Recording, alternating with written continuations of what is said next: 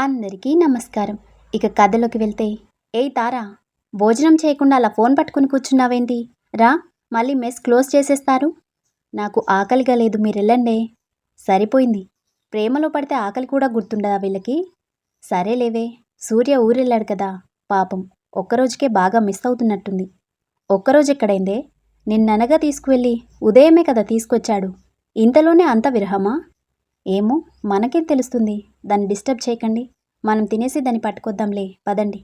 ఏంటి పట్టుకొచ్చేది? ఆ కుక్కు రెండోసారి కూరకు వెళ్తేనే ఏదో దాని సొమ్ము తినేసినట్టు కింద నుంచి పైదాకా చూస్తుంది. ఏకంగా రెండో ప్లేట్ భోజనం అంటే దాని ఆస్తులు రాసించుకున్నట్టు ఎక్స్ప్రెషన్ ఇస్తుంది. నిజమే, మన దగ్గర డబ్బులు తీసుకొని భోజనం పెట్టడానికి ఇంత బిల్డప్ ఇస్తుంది పిసినారిది. తారాకని చెప్పి తీసుకొద్దాం లేవే, పదండి. మళ్ళీ లేట్ అయితే ఒట్టి సాంబారే మిగులుతుంది. అవునవును, సాంబార్ సరిపోకపోతే నీళ్లు కలిపిస్తుంది. అప్పుడు అన్నంలో సాంబార్ వేసుకొని తింటున్నామో నీళ్ళేసుకొని తింటున్నామో అర్థం కాక తినలేక చావాలి, పదండి. అందరూ సరదాగా నవ్వుకుంటూ మాట్లాడుకుంటూ బయటికి వెళ్ళిపోయారు. తారా మాత్రం డల్గా కూర్చుంది. నిన్నటి ఈ సమయానికి సూర్యతో ఉన్నాను కదా అని గుర్తొస్తుంటే ఏదో వెలితి ఆవరిస్తుంది తనని. ఫోన్ తీసుకుని ఐ మిస్ యూ అంటూ మెసేజ్ సెండ్ చేసి ఫోన్నే చూస్తూ కూర్చుంది. మెసేజ్ చూసిన సూర్య నవ్వుకుంటూ బయటికి వచ్చి తారా నెంబర్కి కాల్ చేసేసరికి సంతోషంతో వెంటనే లిఫ్ట్ చేసింది తను. ఏంటి, ఎప్పుడు ఫోన్ చేస్తానని ఫోన్ చేతిలో పట్టుకుని కూర్చుంటున్నావా? అవును, మళ్ళీ నేను ఎత్తడం లేట్ అయితే నువ్వు మళ్ళీ కాల్ చేయకపోతే నైట్ అంతా నాకు నిద్ర పట్టదు. అంటే బిజీగా ఉంటానని చెప్పావు కదా. అవును, కొంచెం బిజీగానే ఉన్నాను. కానీ నీకేదైనా ఎమర్జెన్సీ అయితే మాత్రం ఫోన్ చెయ్యి, అర్థమైందా? అలాగే, సరే ఉంటాను. అప్పుడే పెట్టేస్తావేంటి? కాసేపు మాట్లాడొచ్చు కదా. సరే చెప్పు. ఏం చెప్పాలి? నువ్వే ఏదో ఒకటి చెప్పు. నేనేం చెప్పాలి? ఏమో తెలీదు, ఏదో ఒకటి చెప్పు. అందరూ గంటలు గంటలు మాట్లాడుకుంటారు, నువ్వు కనీసం పావు గంటైనా మాట్లాడకపోతే ఎలా? చూడు నెమలి, లవర్స్ మధ్య చెప్పు, ఇంకేంటి నువ్వే చెప్పు, ఈ మాటలు తప్ప వేరే మ్యాటర్ ఏముండదు. వాటినే లాగి లాగి గంటలు తరబి మాట్లాడుకుంటారు అంతే. నాకు అలాంటి డిస్కషన్ అంటే పరమ చిరాకు. వచ్చిన తర్వాత డైరెక్ట్గా మాట్లాడుకుందాం. ప్రస్తుతానికి భోజనం చేసి పడుకో, ఉంటాను. చేతలు తప్ప మాటలు రావేమో ఈయన గారికి అంటూ గునుగుతుంటే నేనింకా లైన్లోనే ఉన్నాను అని సూర్య మాటలు వినిపించేసరికి నాలుగు కచ్చుకుంటూ ఫోన్ కట్ చేసింది తార. సూర్య తనలో తనే నవ్వుకుంటాడు. సులోచన గారు అప్పుడే అటుగా వెళ్తూ సూర్యని గమనించారు. చాలా రోజుల తర్వాత అతని మొహంలో స్వచ్ఛమైన నవ్వు కనిపించేసరికి ఆశ్చర్యంగా చూస్తూనే గదిలోకి వచ్చి ఆలోచిస్తూ కూర్చున్నారు. ధరణి చనిపోయిన తర్వాత సూర్య మొహంలో అసలైన సంతోషాన్నే చూడలేదు. మళ్ళీ ఇన్ని రోజులకు సంతోషంగా కనిపిస్తున్నాడు. ఏమై ఉంటుంది? ఏదైతేనేం వాడు సంతోషంగా ఉండటమే నాకు కావాలి. ఏ లోకంలో ఉన్న ధరణి కూడా ఇదే కోరుకుంటుంది. భగవంతుడా, పగంటూ తిరుగుతున్న వాడికి ఏమీ కాకుండా చూడు. ఆగిపోమ్మని నేను చెప్పలేను, ఎందుకంటే అక్కడ అన్యాయం జరిగింది నా కూతురికి. నాకు కూతురే అయినా తను వాడికి అమ్మ. నాకంటే ఎక్కువ బాధ వాడికే ఉంటుంది. ఆ బాధ తీరాలి, లేదంటే జీవితాంతం వాడి సంతోషాలకు దూరం అయిపోతాడు. అలా జరగకూడదు. ఈ పగ తీరిపోవాలి. వాడి మనసు నిర్మలంగా మారిపోవాలి. వాడి జీవితం గురించి వాడు ఆలోచించుకోవాలి. ఇదే నా కోరిక. కాసేపటికి నందినిని ఇంటి దగ్గర దించి వెళ్ళిపోయాడు శివ. లోపలికి వస్తూ లాన్లో కూర్చున్న సూర్యని చూస్తూ దగ్గరికి వచ్చింది. ఇక్కడ కూర్చున్నావేంట్రా? ఏం లేదు, ఏదో ఆలోచిస్తూ. ఏం ఆలోచిస్తున్నావు? తారా గురించా అని తను అడిగేసరికి తన వైపు చూశాడు. అంటే ఇంతకుముందు ధరణి అక్క గురించి మా గురించి ఎక్కువగా ఆలోచించేవాడివి. ఈ మధ్య తారా గురించి కూడా ఆలోచిస్తున్నావు కదా అని అడిగాను. నాకు మీరెంతో తను అంతే నందు. సూర్య, ఒక ఫ్రెండ్గా నీ మంచి కోరి ఒక విషయం చెప్పొచ్చా? నా దగ్గర నువ్వు పర్మిషన్ అడగాల్సిన పని లేదు నందు. ఏదైనా ధైర్యంగా చెప్పొచ్చు. మనమంతా ఒక ఫ్యామిలీ, చెప్పు. నాకెందుకో తారా నీకు కరెక్ట్ కాదు అనిపిస్తుంది అని నందిని చెప్పేసరికి మౌనంగా తన వైపు చూస్తున్నాడు. అంటే తన ఫ్యామిలీ గురించి తెలిసిన తర్వాత ఎంత ప్రయత్నించినా తన గురించి మంచిగా ఆలోచించలేకపోతున్నాను సూర్య. ధరణి అక్క కోసం, మా కోసం చిన్నప్పటి నుంచి నువ్వు చాలా స్ట్రగుల్ ఫేస్ చేశావు. నీ లైఫ్ సాక్రిఫైస్ చేసి మాకు అందమైన జీవితాన్ని ఇచ్చావు, సమాజంలో గౌరవాన్ని ఇచ్చావు. కానీ నువ్వు మాత్రం ఆ చీకట్లోనే మునిగిపోతున్నావు. అలాంటి నీ జీవితంలోకి నిన్ను అర్థం చేసుకొని తోడుగా ఉండే మనిషి రావాలనేది నా ఆశ. కనీసం తనైనా నువ్వు కోల్పోయిన నీ సంతోషాల్ని తిరిగి తీసుకురావాలి. కానీ తారా విషయంలో ఇవన్నీ జరుగుతాయన్న నమ్మకం నాకు లేదు. రేపు నీ గురించి నిజం తెలిసి ఇంట్లో వాళ్ళకి భయపడి నిన్ను కాదని వెళ్ళిపోతే నువ్వు మళ్ళీ ఒంటరివాడివైపోతావురా. వద్దు. అన్నింటికి మించి నీ లైఫ్ వేరు, తన లైఫ్ వేరు. తను నీతో ఇమడలేదురా. ఈ బంధంలో ముందుకు వెళ్ళి బాధపడే కంటే ఇక్కడితో ముగిస్తే మంచిదని నా అభిప్రాయం. నీకు తనని మ్యాటర్లో ఇన్వాల్వ్ చేయటం ఇష్టం లేకపోతే వదిలే. వేరే ప్లాన్ ప్రకారమే వెళ్దాం. కానీ తనతో నీ రిలేషన్ ఇక్కడితో ఆపేయి. సూర్య మౌనంగా కూర్చునేసరికి సూర్య అంటూ అతని చేతిని పట్టుకుంది. నేనేమైనా తప్పుగా మాట్లాడానా? లేదు నందు, నువ్వు నా మంచి గురించి ఆలోచిస్తావని నాకు తెలుసు. తారా వాళ్ళ ఫ్యామిలీ విషయంలో నువ్వు భయపడుతున్నావని నాకు అర్థమైంది. కానీ నందు, తారా విషయంలో నీ ఆలోచన తప్పు. నేను తనపై ప్రేమని నటిస్తున్నప్పుడే తను నాకు అసలైన ప్రేమని రుచి చూపించింది. నాకు నమ్మకం ఉంది. ఏం జరిగినా తారా నా చేతిని వదలదు. నందిని మౌనంగా ఉండేసరికి సూర్య నవ్వుతూ, నీకు నమ్మకం వస్తుందిలే. సమ్మోర్ టైం, వెళ్ళి పడుకో. సరే అని తాలూపి లోపలికి వెళ్ళిపోయింది నందిని. సూర్య అక్కడే బెంచ్ మీద ఒరిగాడు. ఉదయాన్నే సులోచన గారిని హాస్పిటల్కి తీసుకొచ్చి అన్ని టెస్టులు చేయించింది నందిని. రిపోర్ట్స్ అన్నీ నార్మల్గా ఉండేసరికి రిలాక్స్ అయ్యారు. హాస్పిటల్ నుంచి బయటికి వచ్చి కారులో కూర్చున్నారు. సూర్య కారులోనే వెయిట్ చేస్తూ ఉన్నాడు. వాళ్ళు కారు ఎక్కగానే మాస్క్ తీసి వాళ్ళ వైపు చూశాడు. ఏమైంది నందిని? ఆల్ ఓకే సూర్య, రిపోర్ట్స్ అన్నీ నార్మల్గానే ఉన్నాయి. కాకపోతే అమ్మ కొంచెం వీక్గా ఉన్నారు, అంతే. రెస్ట్ తీసుకుంటే సరిపోతుంది. నేను ముందే చెప్పానురా, ఏమీ లేదని. మీరే పెద్ద హడావిడి చేశారు. అయినా ఈ విఠల్ గాడిని అనాలి. వాడు రాని చెప్తాను. మా వాడి మీద ఎందుకు కోపడతావు? అలా చెప్పబట్టే ప్రాబ్లం ఏం లేదని తెలిసింది. ఇప్పుడు మేము ఎక్కడున్నా నీ గురించి భయపడాల్సిన అవసరం ఉండదు కదా. అది నిజమేలే. సూర్య, వెళ్ళే దారిలో గుడి దగ్గర ఆపు, దండం పెట్టుకొని వెళ్దాం. సరే అమ్మా అంటూ కార్ స్టార్ట్ చేశాడు. గుడి దగ్గర కార్ ఆగేసరికి నందిని, సులోచన గారు ఇద్దరూ కార్ దిగారు. సూర్య కార్లోనే ఉండేసరికి అతని వైపు చూశారు.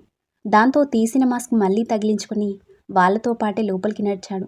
సులోచనమ్మ గారు ముందుకు వెళ్ళిపోయేసరికి నందిని, సూర్య ఆ గుడిని చూస్తూ ఉండిపోయారు. వాళ్ళు అనాథలుగా తిరిగిన గుడి అది.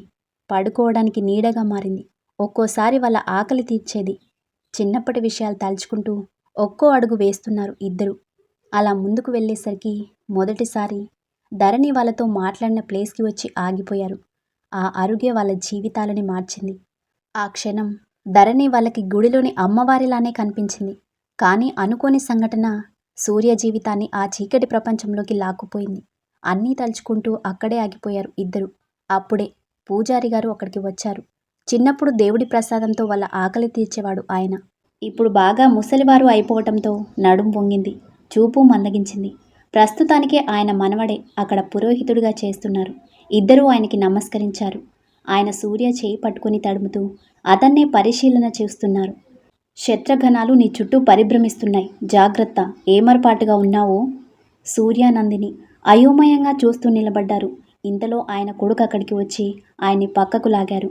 ఏమనుకోకండి, మతి స్థిమితం లేదు. వచ్చిపోయే వాళ్ళతో ఇలాగే మాట్లాడుతూ ఉంటాడు అంటూ ఆయన అక్కడి నుంచి తీసుకువెళ్తుంటే ఆయన సూర్యానే చూస్తూ మళ్ళీ చేయి పట్టుకున్నాడు. పగ అంటూ వెళ్ళి ప్రేమ రుచి చూశావు. ఆ ప్రేమ దూరం కాకుండా చూసుకో. దగ్గరైనా దూరమైనా నష్టపోయేది తనే, నువ్వు కాదు. నువ్వు తనకి ప్రేమిస్తున్నావు అనుకుని శాపాన్నిస్తున్నావు, గుర్తుపెట్టుకో. నువ్వురా నాన్న అంటూ ఆయన అక్కడి నుంచి తీసుకువెళ్ళిపోయారు. సూర్య ఆలోచిస్తూ ఆయన్నే చూస్తూ నిలబడ్డాడు. సూర్య, వెళ్దాం పదా అంటూ అతని చేయి పట్టుకుని తీసుకువెళ్ళింది నందిని. సులోచన గారు దేవునికి దండం పెట్టుకుని పక్కకి చూసేసరికి నందిని నమస్కరించిందే గాని సూర్య మాత్రం పాకెట్లో హ్యాండ్ పెట్టుకుని తీక్షణంగా విగ్రహాన్ని పరిశీలిస్తున్నాడు. దగ్గరికి వచ్చి ఇద్దరికీ నుదిటిన కుంకుమ పెట్టారు ఆవిడ. సూర్య విసుగ్గా తుడిపేస్తూ ఆవిడ వైపు చూశాడు. ఏంట్రా, దేవుణ్ణి అలాగే చూస్తున్నావు అని ఆవిడ అడిగేసరికి దేవుడేదో చెప్తున్నాడేమో అమ్మా అని నవ్వుతూ చెప్పింది నందిని. సూర్య ఇద్దరి వైపు చూస్తూ అదేం లేదు, మనకి మంచి చేయలేడు, చెడు చేయలేని దేవుణ్ణి, సారీ, ఈ రాయిని ఇంత భక్తిగా ఎందుకు పూజిస్తున్నారా అని. మంచి చెడు అనేవి మన కర్మలను బట్టి ఉంటుంది నాన్న. అది రాయి మాత్రమే కాదు, మనుషుల నమ్మకం. అది సరే, ఎందుకు విగ్రహాన్ని అలా చూస్తున్నావు? ఏం లేదు నందు, మన చిన్నప్పటి నుంచి ఇది ఇక్కడే ఉంది కదా. అవును, మనం పుట్టకముందు నుంచి, అంటే ఎన్నో ఏళ్ళ నుంచి ఇక్కడే ఉండి ఉంటుంది కదా. కావచ్చు. అయితే ఇలాంటి యాంటిక్ పీస్కి మంచి డిమాండ్ ఉంది నందు, పనికొస్తుందంటే లేపేద్దామని. హా, రామరామ, లెంపలేసుకో అంటూ అటు నందిని ఇటు సులోచన గారు చెంపలు వాయించేసరికి చెంపల మీద చేతులు పెట్టుకుని ఇద్దరి వైపు చూశాడు. నేనేమైనా తబలానా ఇలా వాయిస్తున్నారు? దేవుడి మీద జోకులేస్తే కళ్ళు పోతాయి. విగ్రహం అంటే ఒట్టి రాయి మాత్రమే కాదు సూర్య. ఒక రాయిని బొమ్మగా మలిచి దానికి సంప్రోక్షణం చేసి శాస్త్రోక్తంగా గర్భగుడిలో ప్రతిష్ఠించారు. దానివల్ల ఈ చుట్టుపక్కల మొత్తం పాజిటివ్ ఎనర్జీ నిక్షిప్తమవుతుంది. చూసే వాళ్ళకి ఒట్టి విగ్రహం మాత్రమే కనిపిస్తుంది. కానీ దర్శనం చేసుకునే భక్తులకు ఆ పాజిటివ్ ఎనర్జీ మంచి చేస్తుంది. ఇది మీ కాలం పిల్లలకు అర్థం కాదు. అంటే గుడి లేని చోట దయ్యాలు తిరుగుతాయా? అది దయ్యమో పిశాచమో తెలీదు కానీ నెగిటివ్ ఎనర్జీ అని మాత్రం చెప్పగలను. పాజిటివ్ ఎనర్జీ ఎలా అయితే మంచి చేస్తుందో అలాగే నెగిటివ్ ఎనర్జీ వల్ల చెడు జరుగుతుంది. ఇది సైన్సే ఒప్పుకుంది. అబ్బా, బుద్ధి తక్కువే అడిగాను. ఊరికే క్లాస్ పీకకమ్మా, పదా వెళ్దాం. ఇప్పుడు అలాగే అనిపిస్తుందిలే. కానీ ఒక విషయం గుర్తుపెట్టుకో, నీ దారులన్నీ మోసుకుపోయినప్పుడు, ఎవరి సహాయం నీకు అందనప్పుడు ఆ దేవుడే దారి చూపిస్తాడు. ఒకే ఒక్కసారి మనసులో తలుచుకుంటే చాలు. అక్క కూడా ఆ క్షణంలో ఇలానే దేవుని తలుచుకుని ఉంటుంది కదా. మరెందుకమ్మా తనకి తప్పించుకునే దారిని ఆ దేవుడు చూపించలేదు? ఆవిడ బాధగా మౌనంగా చూస్తూ నిలబడిపోయారు. నిజంగా ఈ దేవుడు అనేవాడు ఉండుంటే, అసలు ఉంటే కదా అంటూ బయటికి వెళ్ళిపోయాడు సూర్య. నందిని, సులోచన గారు బాధగా అలానే చూస్తూ నిలబడ్డారు. నందిని ఆవిడకి నచ్చజెప్పి బయటికి తీసుకొచ్చింది. కారులో కూర్చున్నారే గాని ముగ్గురి మధ్య మౌనం. ఇంటి దగ్గర కారు ఆగేసరికి నందిని, సులోచన గారు కారు దిగారు.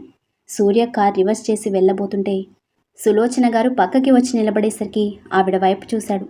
నువ్వు అడిగిన ప్రశ్నకి సమాధానం వినకుండానే వెళ్ళిపోతావే అని అడిగేసరికి ఏంటా అని ఆవిడ వైపే చూస్తున్నాడు. ఆ క్షణంలో దానికి దేవుడి కంటే ముందు నువ్వే గుర్తొచ్చుంటావు సూర్య. నా తమ్ముడు ఉన్నాడు కదా అనే ఆలోచన తనకి దేవుణ్ణి తలుచుకోవాలి అనే ఆలోచనని తట్టనిచ్చుండదు. అందుకే ఆ దేవుడు దానికి ఏ దారి చూపించలేదు. అంటే అడిగితేనే హెల్ప్ చేస్తాడా? ఆపదుందని తెలిసినప్పుడు కాపాడాలి కదా. సరే, నువ్వెందుకు దాన్ని కాపాడలేకపోయావు? అమ్మా, తనెక్కడో ఉంది, నాకు అసలు తెలీదు కదా. నేను అదే చెప్తున్నాన్రా. నీకు తెలియకుండా తను నీకు చెప్పకుండా నువ్వు తనని కాపాడలేవు కదా. మరి తను అడగకుండా దేవుడు మాత్రం ఎందుకు కాపాడతాడు? సూర్య మౌనంగా ఆవిన్నే చూస్తూ ఉండిపోయాడు. అడగందే అమ్మైనా అన్నం పెట్టదు అంటారు. అలాగే ఇది కూడా. ఒక మనిషి మీద నమ్మకం ఎంతైనా ఉండొచ్చు, కానీ ఆ దేవుడి మీద అంతకు మించిన నమ్మకాన్ని ఉంచాలి. నీకు ఆపద వచ్చినప్పుడు తలుచుకొని చూడు, నీకే తెలుస్తుంది. థ్యాంక్స్, నన్ను నేను కాపాడుకోగలను. ఇదే ఓవర్ కాన్ఫిడెన్స్ అంటే. అమ్మా, బుర్ర తినకు. నీ దేవుడు గొప్పవాడే, ఒప్పుకుంటున్నా. చాలా, నాకు పనుంది, నువ్వు లోపలికి వెళ్ళు అంటూ విసురుగా కార్ స్టార్ట్ చేసి వెళ్ళిపోయాడు సూర్య. సులోచన గారు తనలో తనే నవ్వుకుంటారు. ఇక కట్ చేస్తే నిర్మానుష్య ప్రదేశంలో స్మోక్ చేస్తూ నిలబడ్డాడు ఒక వ్యక్తి. సూర్య కార్ ఆపి ఆయన పక్కకి వచ్చి నిలబడ్డాడు. ఏంటి కలవాలన్నారు? వాట్ సూర్యభాయ్, నన్ను కలవడం కూడా ఇష్టం లేదా ఏంటి? నేను అలా అనలేదు. ఏమో, నాకు అలా అనిపించింది. What's going on? అసలేం జరుగుతుంది? నువ్వెందుకు ముంబై వదిలిపెట్టి వెళ్తున్నావు? అది నా పర్సనల్. కావచ్చు, కానీ ముంబై పోలీస్ ఫోర్స్ మొత్తం సూర్యభాయ్ కోసం వెతుకుతుంది. నువ్వెలా ఉంటావో ఎవరికీ తెలియకపోవటం వల్ల నువ్వు స్వేచ్ఛగా తిరగగలుగుతున్నావు. నీ రూపం గాని బయటపడిందో? సూర్య ఆయన వైపు చూశాడు. ఆ రూపం బయటపడకుండా కాపాడుతున్నది నేను అన్న విషయం మర్చిపోద్దు సూర్య. అలాగే నువ్వు దీని నుంచి బయటపడే ఆలోచనలు చేయటం నీకు నీ వాళ్ళకి కూడా మంచిది కాదు, గుర్తుపెట్టుకో. నాకన్నీ గుర్తున్నాయి భరద్వాజ్ గారు. నేనెందుకు ఈ ఉచ్చులో ఇరుక్కున్నానో కూడా గుర్తుంది. దీని నుండి బయటపడే పనులేమీ నేను చేయటం లేదు. నా పర్సనల్ పని మీదే నాకు నేనుగా తీర్చుకోవాల్సిన రుణాన్ని తీర్చుకోవడానికి ప్రయత్నిస్తున్నాను. అయినా నేను ఇక్కడ లేకపోతే జరగాల్సిన మీ పనులన్నీ జరిపిస్తున్నారు కదా. అందుకే నేను ఇంకా స్టెప్ తీసుకోలేదు సూర్య. లేదంటే మాత్రం నా రియాక్షన్ మరోలా ఉండేది. నువ్వేమైనా చేసుకో, ఎక్కడికైనా వెళ్ళు, కానీ ఇక్కడ పనులు మాత్రం జరిగి తీరాలి. జరుగుతాయి, మీరు కంగారు పడాల్సిన అవసరం లేదు. గుడ్, వెళ్ళిరా. సూర్య సరే అంటూ కారులో అక్కడి నుంచి బయలుదేరాడు. మనసు చంపుకొని చేస్తున్న పని, కానీ తప్పించుకోలేని పరిస్థితి. ఇచ్చిన మాట కోసం మా చీకటిలోనే మగ్గిపోతున్న జీవితం సూర్యది. ఆలోచనలతో వెళ్తున్న అతను ఎవరో కారుకి అడ్డుగా వచ్చేసరికి సడన్ బ్రేక్ వేశాడు. కానీ కారు తాకకపోయినా ఎదురొచ్చిన మనిషి స్పృహ తప్పి పడిపోవటంతో కారు దిగాడు సూర్య. చుట్టుపక్కల జనం గుమిగూడారు. ఒక అమ్మాయి చలనం లేకుండా పడిపోయి కనిపించేసరికి, ఏమయ్యా, కళ్ళు కనిపించడం లేదా అంటూ మొదలుపెట్టారు. సూర్య అందరి వైపు వింతగా ఒక చూపు చూసి ఆ పిల్లని ఎత్తి కార్ బ్యాక్ సీట్లో పడేసి వాళ్ళ వైపు చూశాడు. ఓవర్ రియాక్ట్ అవ్వకండి. ఆ పిల్ల షాక్తో స్పృహ తప్పి పడిపోయిందంతే. హాస్పిటల్లో పడేసిపోతాను, మీరొస్తారా అని అడిగేసరికి ఒక్కొక్కరు మెల్లగా జారుకున్నారు. ప్రతి ఒక్కడూ సామాజిక సేవ చేస్తున్నట్టు బిల్డపిచ్చేవాడే అనుకుంటూ కారెక్కి హాస్పిటల్ వైపు పోనిచ్చాడు. డాక్టర్ చెక్ చేసి ఇంజెక్షన్ చేసి వెళ్లారు తనకి. సూర్య తన డీటెయిల్స్ ఏమైనా తెలుస్తాయేమో అని తన బ్యాగ్ చెక్ చేయగా ఫోన్ దొరికింది. ఫోన్ ఆన్ చేయగానే డిస్ప్లేలో భరద్వాజ్తో కలిసిన ఫోటో చూసి షాక్ అయ్యాడు. తను భరద్వాజ్ కూతురా అనుకుంటూ తన ఫింగర్ ప్రింట్తో ఫోన్ లాక్ ఓపెన్ చేసి ఆయన నంబర్కి మెసేజ్ చేసి ఫోన్ మళ్ళీ బ్యాగ్లో పెడుతుండగా మెలకు వచ్చింది తనకి. తల నిమురుకుంటూ సూర్య తన బ్యాగ్ తీయడం చూసి హే యూ అంటూ అతని చేతిలోంచి బ్యాగ్ లాక్కుంది. ఏంటి దొంగతనం చేస్తున్నావా? చూడ్డానికి బానే ఉన్నావు, పని చేసుకోవచ్చు కదా. నేను నా పని మీద వెళ్తుంటేనే తమరు నా కారుకి అడ్డం పడి పడిపోయారు అని సూర్య చెప్పేసరికి చుట్టూ చూసింది. అది హాస్పిటల్ అని అర్థమై నాలుగు ఖర్చుకుంటూ సారీ అండి అండ్ థ్యాంక్స్. It's okay. మీ నాన్నగారికి మెసేజ్ చేస్తాను, వస్తూ ఉంటారు, జాగ్రత్తగా వెళ్ళండి. వెళ్ళిపోతారా? ఉండొచ్చు కదా. అంటే మా డాడ్ వచ్చే వరకు తోడుగా ఉండొచ్చు కదా. నాకు పనుంది. ఓకే, మీ ఫోన్ నంబర్ ఇస్తారా? ఎందుకు?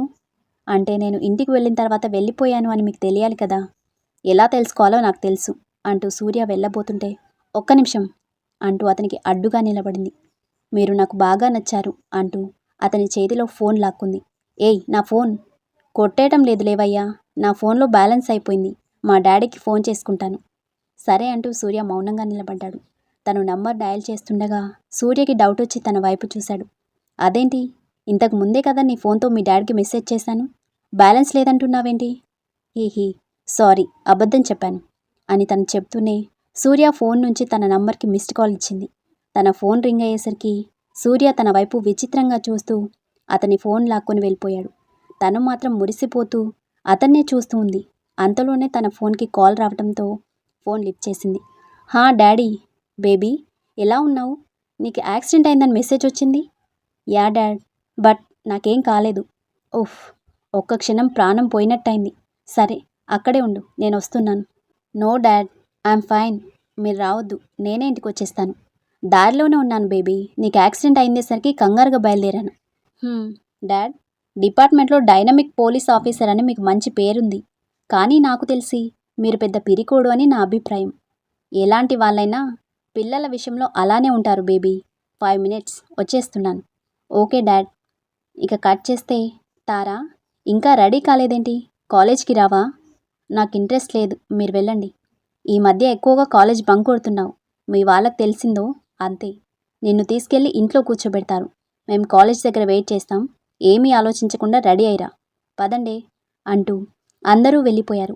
తార ఆలోచిస్తూ కూర్చుంది. అప్పుడే తన ఫోన్ రింగ్ అయ్యేసరికి సూర్య అనుకుని నంబర్ కూడా చూడకుండానే ఫోన్ లిఫ్ట్ చేసి హలో సూర్య అని మాట్లాడేసరికి సూర్య ఎవరు అంటూ వాళ్ళ నాన్న గొంతు కంచుల చెవిలో మారు మ్రోగేసరికి తన గుండెలదిరాయి. భయంతో నోట మాట రాలేదు తనకి. ఏయ్ మాట్లాడు, సూర్య ఎవరు? నువ్వు కూడా మీ అక్కల వేధవేషాలు వేస్తున్నావా? చంపేస్తానేమనుకున్నావు? ఆయనలా మాట్లాడుతూ ఉండగానే భరత్ స్టేషన్కి వెళ్తూ ఆయన మాటలు విని దగ్గరికి వచ్చాడు. ఏమైందన్నయ్య? చూడరా, ఇది కూడా ఎవడి వలలోనూ పడిపోయినట్టుంది. ఈ అక్కా చెల్లెలిద్దరూ నా పరువు తీయడానికే పుట్టారు. నా కర్మ, పుట్టగానే గొంతు పిసికి చంపేసినా బాగుండేది. ఆయన మాట్లాడుతూనే ఉన్నారు. తారా వింటూనే కన్నీళ్లు పెట్టుకుంటుంది. తనకి ఊహ తెలిసిన తర్వాత వాళ్ళ నాన్నకి తనంటే ఇష్టం లేదన్న విషయం స్పష్టంగా అర్థమైంది. తండ్రిగా ఏ రోజు ప్రేమని పంచలేదు, కనీసం తిన్నావా అని కూడా ఎప్పుడూ అడగలేదు. ఆడపిల్లకి తండ్రితో విడదీయలేని బంధం ఉంటుంది అంటారు, కానీ తారా విషయంలో అది జరగలేదు. తన జీవితంలో నాన్న అంటే కేవలం భయం, అంతే. అన్నయ్య రిలాక్స్, నేను మాట్లాడతాను, ఇటివ్వండి అంటూ ఆయన చేతిలో ఫోన్ తీసుకుని చెవి దగ్గర పెట్టుకున్నాడు. తారా అని పిలిచేసరికి బాబాయ్ అంటూ ఏడ్చేసింది తను. ఏడవకు తారా, అసలేంటి? మీ నాన్న ఏదేదో మాట్లాడుతున్నాడు. ఎవరు సూర్య? నా ఫ్రెండ్ బాబాయ్, సూర్యకళ. అందరూ సూర్య అనే పిలుస్తారు. నా బుక్ తన దగ్గర ఉండిపోయింది. ఇందాక తీసుకురమ్మని ఫోన్ చేస్తే లిఫ్ట్ చేయలేదు. వెంటనే ఫోన్ వచ్చేసరికి తానే అనుకుని అలా పిలిచేశాను, అంతే. అంత సులభంగా అబద్ధం ఎలా చెప్పిందో తనకే అర్థం కాలేదు. కానీ సమయానికి తట్టింది చెప్పేసింది. వాళ్ళ బాబాయ్ నమ్ముతాడా లేదా అనే భయంతో ఊపిరి బిగబట్టి చూస్తుంది. ఓకే తారా, అన్నయ్య తెలియక అలా మాట్లాడేశారు, నువ్వేం బాధపడకు, నేను నచ్చ చెప్తాలే. ఓకే బాబాయ్. తారా ఒక్క నిమిషం చూడు, ఈ ఇంట్లో ఒకసారి జరిగిన తప్పు మళ్ళీ జరగకూడదు. మీ అక్క చేసిన పనికి నీ జీవితం పాడవకూడదని దూరంగా ఉంచాం. ఈ చదువు నీకు ఇష్టం లేదని నాకు తెలుసు. నీకు మంచి సంబంధం కుదిరేలా ఉంది. అది ఓకే అయితే ఆ చదువుకి బ్రేక్ ఇచ్చి పెళ్లి చేసేస్తాం, ఓకేనా? బాబాయ్ అప్పుడే పెళ్ళి? ఎలాగో జాయిన్ అయ్యాను కదా, చదువుతాను బాబాయ్. అవసరం లేదురా, నీకు దాంట్లో ఇంట్రెస్ట్ లేదని తెలుసు. మేమేం చేసినా నీ మంచి కోసమే కదా. అన్నీ కుదిరితేనే నేనే వచ్చి నేను తీసుకొచ్చేస్తాను, సరేనా? బాబాయ్ ఇంకేం చెప్పొద్దు, కాలేజ్ టైం అవుతుంది, వెళ్ళు అంటూ ఫోన్ కట్ చేశారు ఆయన. తారా గుండెల్లో గుబులు మొదలైంది. కోపంగా ఫోన్ పక్కన విసిరేసి ఏడుస్తూ కూర్చుంది. తను కాలేజ్కి వెళ్ళకపోతే పెళ్లి కుదరకపోయినా తీసుకువెళ్ళిపోతారేమో అన్న ఆలోచన రాగానే కంగారుగా బ్యాగ్ సర్దుకొని కాలేజ్కి వెళ్ళిపోయింది. క్లాస్లో కూర్చుందే గాని వాళ్ళ నాన్న మాటలకి, బాబాయ్ మాటలకి ఏడుపొస్తుంటే బలవంతంగా ఆపుకుంటూ కూర్చుంది. తన ఫ్రెండ్స్ గమనించినా సూర్య గురించి ఆలోచిస్తుందేమో అనుకుని తననేమీ అడగలేదు. సాయంత్రం వరకు ఎలాగో గడిపింది. కాలేజ్ అయిపోవటంతో నీరసంగా నడుచుకుంటూ వస్తూ హాస్టల్ వైపు వెళుతుండగా ఓయ్ నెమలి అని సూర్య వాయిస్ వినిపించేసరికి తలెత్తి పక్కకి చూసింది. కానీ అక్కడెవరూ కనిపించకపోయేసరికి తన భ్రమ అనుకొని వెళ్ళబోతుంటే ఎదురుగా ఎవరో అడ్డుగా నిలబడడంతో తడబడుతూ కింద పడబోతుంటే పట్టుకున్నాడు సూర్య. అతన్ని చూడగానే తన మొహంలో ఎంత సంతోషం కనిపించిందో అంతే బాధ కనిపించేసరికి అయోమయంగా చూస్తూ ఏమైంది నెమలి అంటూ అనుమానంగా అడిగాడు సూర్య. అప్పటి వరకు ఆపుకున్న దుఃఖమంతా ఒక్కసారిగా బయటికి వచ్చేస్తూ సూర్యని హత్తుకొని ఏడుస్తూ ఉండిపోయింది. అందరూ చూస్తూ ఉండటంతో సూర్య తనని కార్ దగ్గరికి నడిపించి కారులో కూర్చోబెట్టి అక్కడి నుంచి తీసుకువెళ్ళిపోయాడు. కానీ అప్పటికే అక్కడ వాళ్ళకి తెలియకుండా ఇద్దరి ఫొటోస్ క్లిక్ అయ్యి ఎక్కడికో చేరిపోయాయి. ఆ ఫొటోస్ చూస్తున్న చాచా కాళ్ళు చేతులు భయంతో వణికాయి. అరే బేటీ, నువ్వు కూడా మీ అక్క చేసిన తప్పే చేస్తున్నావా? ఇది మీ నాన్నకి కానీ బాబాయ్కి కానీ తెలిస్తే ఛ, పూజమ్మ జీవితం అలా అయిపోయింది. ఇప్పుడు తారమ్మ జీవితం కూడా ఆ చీకట్లోనే ముగిసిపోవాలా? నహి, అలా జరగకూడదు. ముందు ఈ విషయంలో తారమ్మని హెచ్చరించాలి. అలాగే భరత్ సుధాకర్లకి ఈ విషయం తెలియకుండా చూసుకోవాలి. మనసులోనే అనుకుంటూ కంగారు పడుతున్నాడు చాచా. అప్పుడే భరత్ చాచా అంటూ రావటంతో ఫోన్ ఆఫ్ చేసి జేబులో పెట్టుకుంటూ దగ్గరికి వచ్చాడు. ఏంటి భరత్? డాక్టర్ని తీసుకుని ఇంటికి వెళ్ళు. ఏమైంది భరత్? పూజకి మళ్ళీ ఆరోగ్యం బాలేదా? అవును, త్వరగా వెళ్ళు. అలాగే అంటూ వెళ్ళబోతూ భరత్ వైపు చూశాడు. భరత్, రేపు నేను సిటీకి పోయేస్తా. ఎందుకు చాచా? అదే, నా చెల్లెలు అక్కడ ఉంటుందని చెప్పాను కదా, ఒకసారి తనని కలిసొస్తాను. సరే వెళ్ళిరా. కుదిరితే తారని కూడా కలిసిరా. వెళ్ళేదే తన కోసం అనుకుంటూ అలాగే భరత్ అంటూ డాక్టర్ దగ్గరికి బయలుదేరాడు. డాక్టర్ని తీసుకుని ఇంటికి వచ్చేసరికి సుధాకర్ కోపంగా అటూ ఇటూ తిరుగుతూ ఉన్నాడు. చాచా లోపలికి వచ్చేసరికి వచ్చావా? అది చేసిన సిగ్గుమాలిన పనికి మనం చాటుగా ఇంకెన్ని పనులు చేయాల్సి వస్తుందో.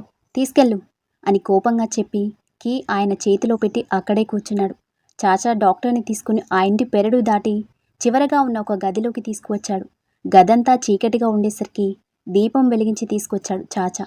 ఆ దీపం వెలుగుకి కళ్ళు బయర్లు కమ్మేసరికి నీరసంగా కళ్ళు తెరిచి చూడలేక చూస్తూ దీనంగా కనిపించింది పూజ. చాచా కళ్ళల్లో నీళ్లు తిరిగాయి. బేబీ అంటూ తన తలని ఒడిలో పెట్టుకున్నాడు. డాక్టర్ తనని చెక్ చేసి ఇంజెక్షన్ చేసి ఆయన్ని బయటికి రమ్మని సైగ చేసేసరికి పూజని పడుకోబెట్టి ఆవిడతో పాటు బయటకొచ్చాడు. డాక్టర్, ఏమైంది? చూడండి, తన పరిస్థితి అసలేం బాలేదు. ఆలస్యం చేసే కొద్దీ తన ప్రాణానికి ప్రమాదం. ప్లీజ్ తనని హాస్పిటల్లో జాయిన్ చేయండి. అది కష్టం డాక్టర్, పరిస్థితి మీకు తెలుసు కదా.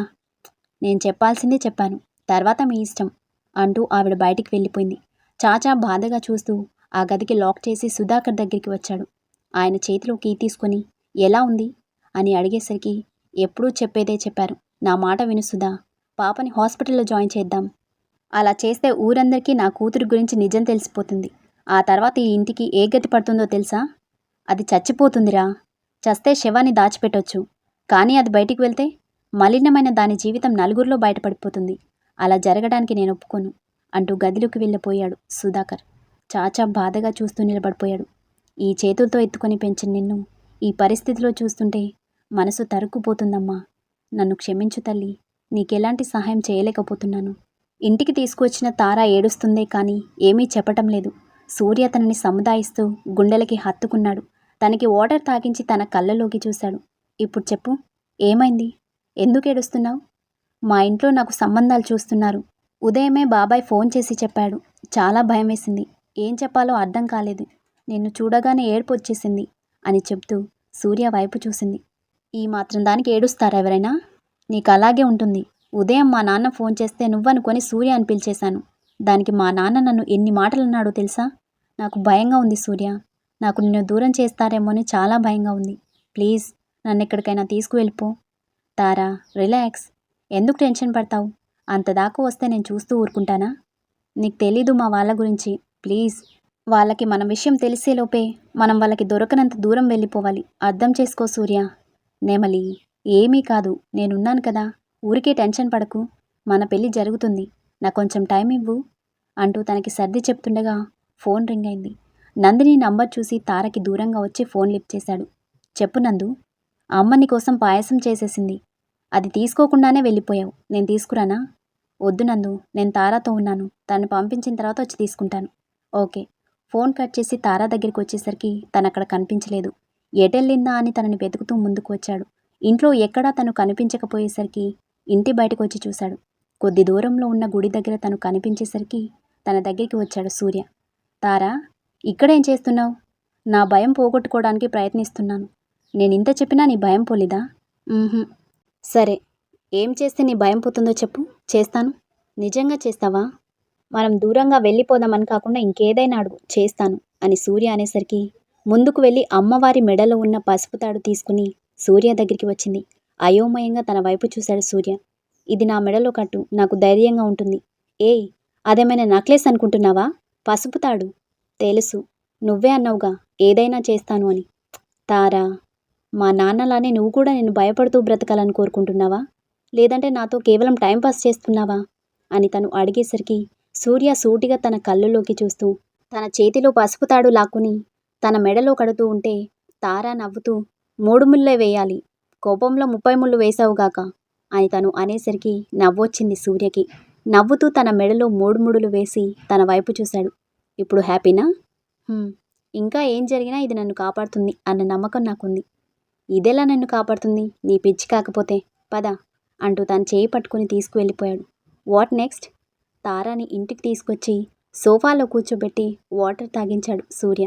వాటర్ తాగి రిలాక్స్ అవుతూ సోఫాలో వెనక్కి వాలింది. సూర్య తననే చూస్తూ కూర్చున్నాడు.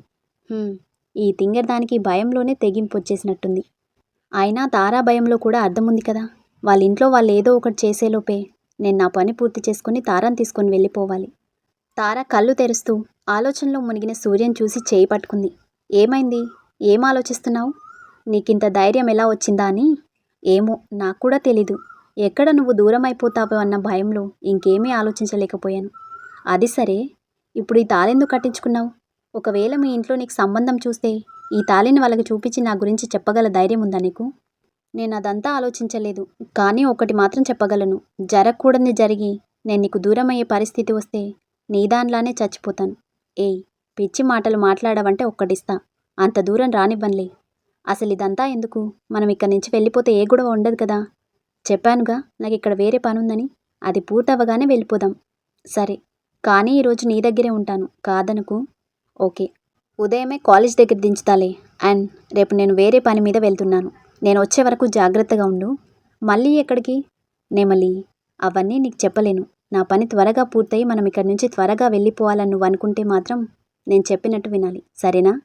సరేలే, నాకు చిరాగ్గా ఉంది, ఫ్రెష్ అయ్యి వస్తాను అంటూ లేచి గదిలోకి వెళ్ళింది తను. సూర్యకి ఫోన్ రావడంతో బయటికి వచ్చి మాట్లాడుతున్నాడు.